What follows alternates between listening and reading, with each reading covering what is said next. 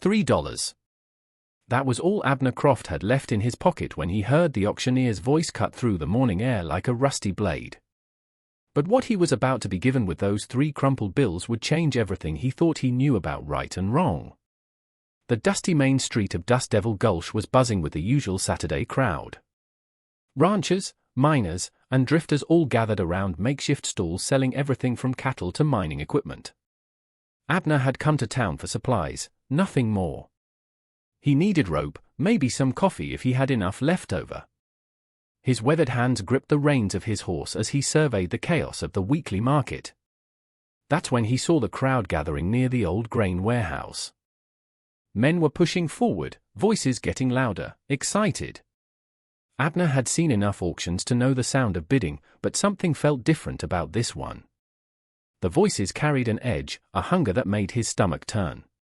He dismounted and walked closer, his boots crunching on the dry earth. Through the gaps between shoulders and hats, he caught sight of what they were bidding on. A young Chinese girl, barely more than a child, stood on a wooden crate like livestock. Her black hair hung in matted strands around her face, and her clothes were little more than rags. But it was her eyes that stopped Abner cold. They held a terror so deep it seemed to echo in his chest. The auctioneer, a greasy man in a stained vest, was calling out numbers. The men in the crowd weren't looking at her face. They were looking at her like she was a tool, something to be used and discarded. Abner felt his jaw clench as he recognized some of the men in the crowd. Ranch owners who worked their hands to death. Mine foremen known for their cruelty. Bartholomew Kane, the wealthiest rancher in the territory, stood at the front, a cruel smirk on his face as he toyed with the bidding. His son, Jasper, a man known for his mean streak, stood beside him, laughing. The bidding stalled, and the auctioneer looked for a way to finish the sordid affair. That's when Jasper Kane's eyes landed on Abner, standing alone at the back of the crowd. A wicked idea lit up his face. "Give her to Croft," Jasper shouted, his voice dripping with malice. "He's the only man in Dust Devil Gulch lonely enough to want her." A wave of cruel laughter rippled through the crowd. Men turned to stare at Abner, their faces filled with amusement and scorn. Abner stood frozen, the blood draining from his face. The girl's eyes found his, and a new wave of fear washed over her expression. The auctioneer, seeing a chance to curry favor with the Kanes and end the spectacle, slammed his gavel down with a sharp crack. "Sold." To the quiet rancher, Abner Croft, for the price of public amusement, he bellowed. The crowd roared with laughter again. Abner hadn't said a word, hadn't raised a hand, but he'd just become the owner of a human being as part of a cruel town joke. Every eye was on him, waiting to see what the old hermit planned to do with his prize. The girl was still staring at him, her body trembling. The fear in her eyes was now mixed with a profound sense of humiliation. Fear of him. The crowd was getting restless, nudging each other and pointing. Abner could feel their eyes boring into him as he stood there, paralyzed by the weight of what had just been done. The auctioneer jerked his head toward the girl. "She's yours, Croft." "Got papers if you want them." He held out a crude bill of sale, ink still wet. Papers like she was a horse or a piece of farm equipment. That's when he felt a hand on his shoulder. Sheriff Thorne stood beside him, a man Abner had known since they were boys. Thorne's weathered face showed no emotion as he leaned in close. "This is a dirty business, Abner," he whispered. "What you aim to do?" Abner stared at the document, then looked back at the girl.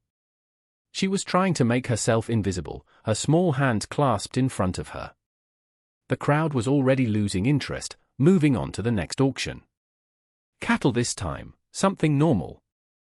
Abner took the paper, folded it, and stuffed it in his jacket pocket without looking at it. He approached the girl slowly, the way he might approach a spooked horse. When he got close enough, he could see the bruises on her arms, the way she flinched when his shadow fell across her. Someone had hurt her. Multiple someones, from the look of it. He stopped a few feet away and held out his hand, not demanding, just offering. "My name's Abner," he said quietly. "I'm not going to hurt you." She stared at his outstretched hand like it might be a trap. When she finally spoke, her voice was barely a whisper. The words were so soft he almost missed them. Her English was broken but clear enough. "My name." Abner nodded and lowered his hand. That's a good name." He looked around at the dispersing crowd, then back at her. "Are you hungry?" The question seemed to surprise her.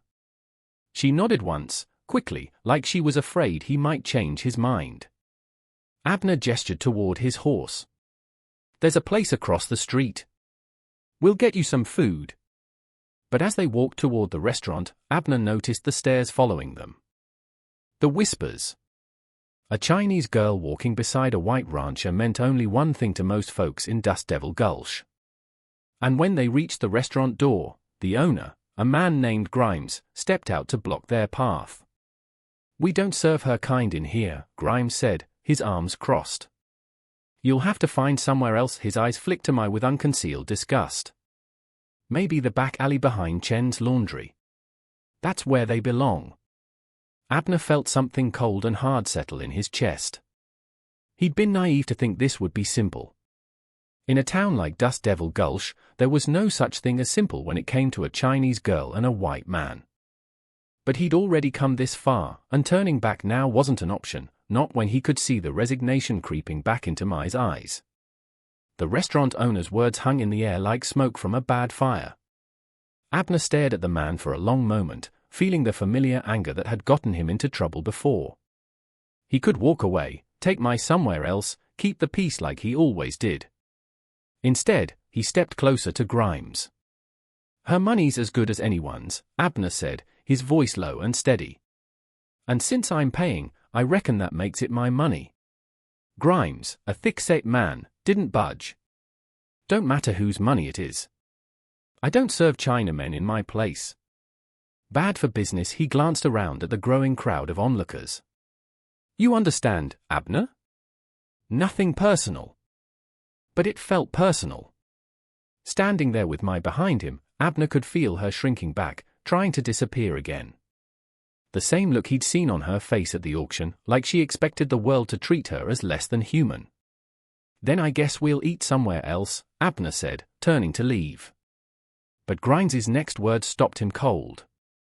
"Might want to be careful, Croft. People are already talking.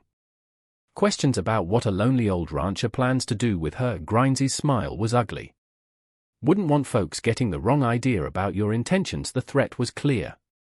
In a town like this, a man's reputation could be destroyed by whispers and assumptions, especially when it came to a Chinese girl. Abner felt his fists clench at his sides just as Sheriff Thorne appeared beside them, seemingly from nowhere. "Problem here, gentlemen." His hand rested casually on his gun belt, but his eyes were sharp.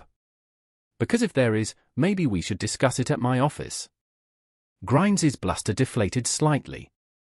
"No problem, Sheriff. Just explaining house rules to Mr. Croft here." Thorne nodded slowly. "House rules. I see." He looked at Abner, then at Mai, who was watching the exchange with wide, frightened eyes.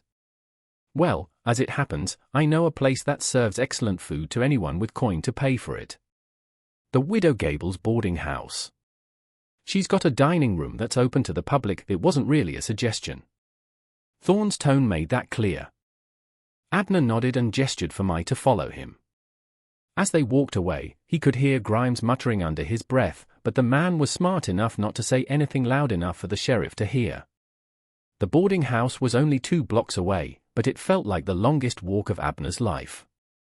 Every person they passed stared, some with curiosity, others with barely concealed hostility. When they reached the boarding house, the elderly Widow Gable took one look at Mai, and her expression softened. "Poor child looks half-starved," she said to Abner. "I'll fix her up something proper." But as they sat down at a small table in the corner, Abner noticed the other patrons whispering and pointing. And through the window, he could see men gathering in small groups on the street outside. The kind of groups that meant trouble was coming. Mrs. Gable set down a plate of beef stew and fresh bread in front of Mai, who stared at it like she couldn't believe it was real. Her hands shook as she picked up the spoon. When was the last time someone had given her a real meal? She ate slowly at first, then faster, like she was afraid someone might take it away. The dining room had grown quieter since they'd arrived. Other patrons finished their meals quickly and left, shooting glances their way. Abner Mai's voice was so quiet he almost missed it. She was looking at him with those dark eyes. "Why you help me?" It was a fair question, one he'd been asking himself since that gavel fell. Why had he accepted this burden? It didn't make sense even to him. "Don't know," he said honestly. "Just seemed like the right thing to do." She studied his face. Other men, they want different things. Her voice dropped even lower. "Bad things." "I'm not like other men," he said. Before Mai could respond, the front door of the boarding house burst open. 3 men walked in, and Abner recognized them immediately: Bartholomew Kane, his son Jasper, and Frank Morrison, who ran the mining operation east of town. They weren't here for dinner. Kane scanned the room until his eyes found Abner and Mai. His face was red with anger as he stalked over to their table. "Croft, what the hell do you think you're doing?" Abner set down his coffee cup carefully. "Eating dinner. You got a problem with that?" "My problem," Kane said, his voice rising, "is that you're parading this thing around town like she's a person, making every decent family in this town look like fools." The words hit the room like a physical blow. Mrs. Gable gasped. Mai's face went pale. Abner stood up slowly, his chair scraping against the wooden floor. "Watch your mouth, Kane." Jasper stepped forward, his hand resting on his gun. "Or what, old man? You going to fight all of us over some yellow skin?" "I reckon," Abner said quietly, "a man's worth isn't determined by the color of his skin. Same goes for a woman." Frank Morrison laughed, a harsh, humorless sound.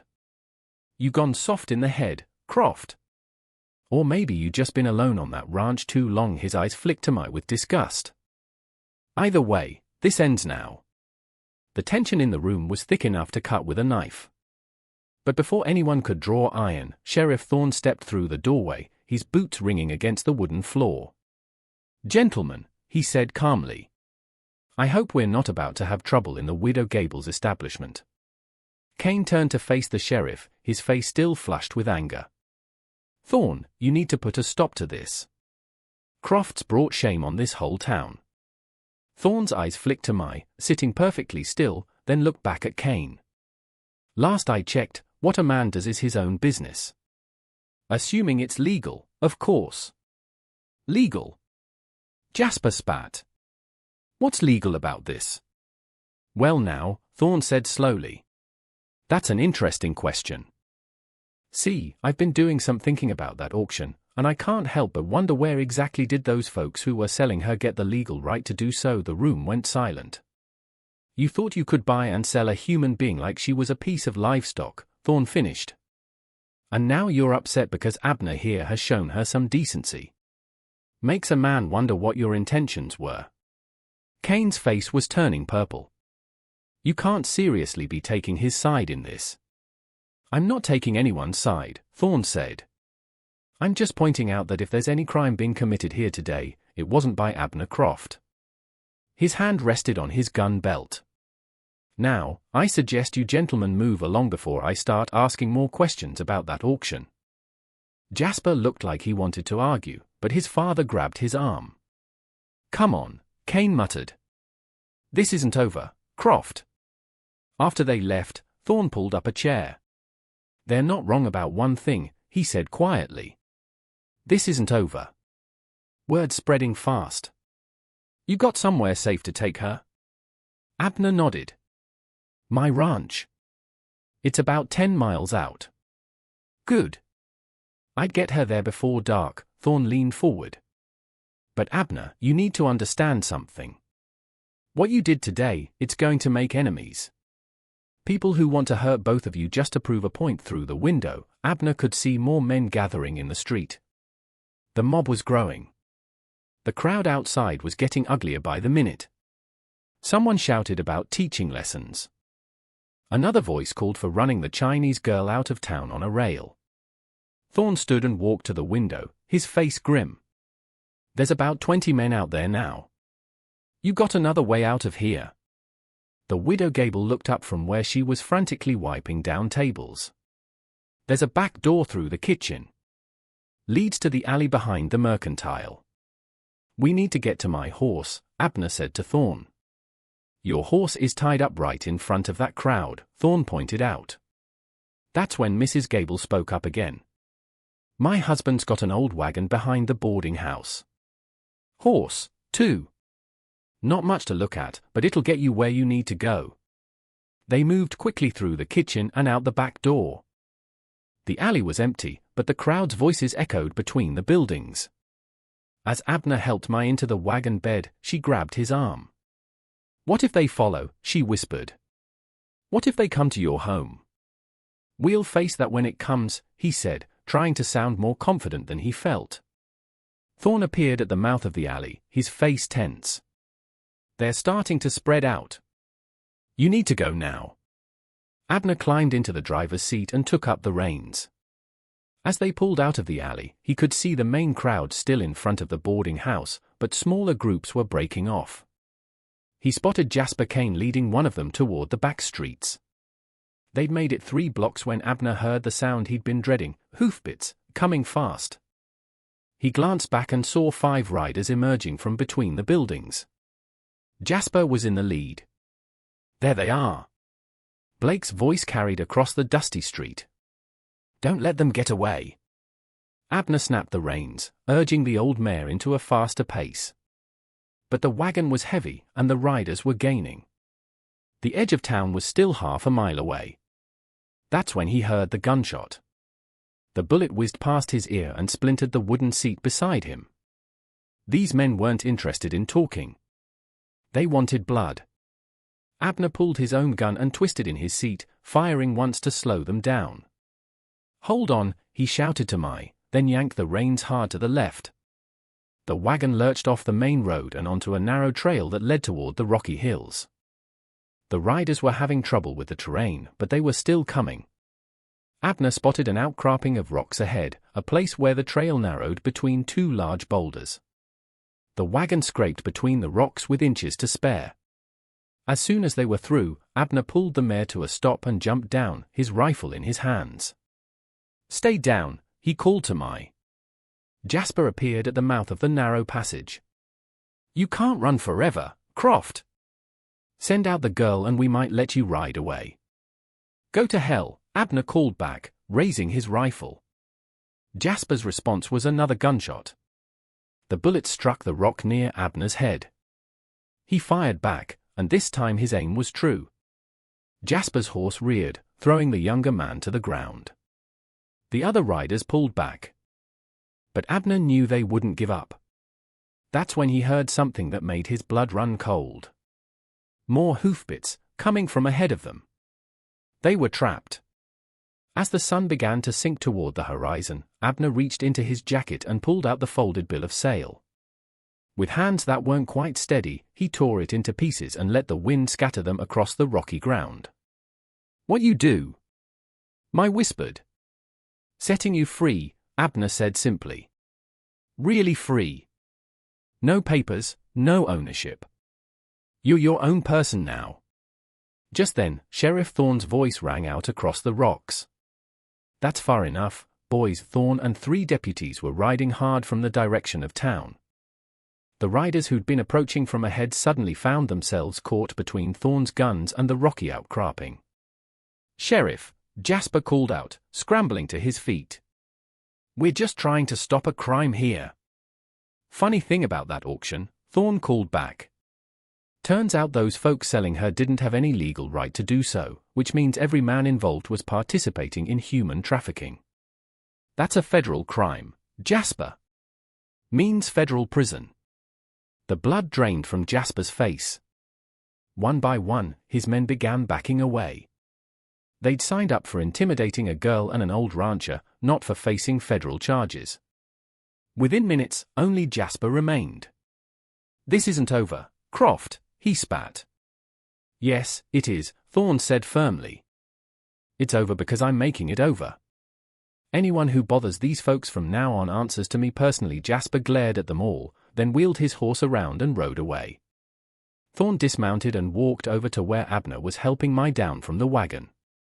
"You two all right?" Abner nodded. "Thanks, Sheriff. Don't know what would have happened if you hadn't shown up." "Miss," Thorn said to Mai, his eyes kind. "You're safe now. And you're free. No one owns you, and no one has the right to hurt you." Mai looked up at Abner, then at Thorn, then back at Abner. For the first time since he'd seen her, she smiled. It was a small smile, tentative and fragile, but it was real. "What happens now?" she asked. Abner looked out across the vast landscape toward his ranch. It was a big place, too big for one man.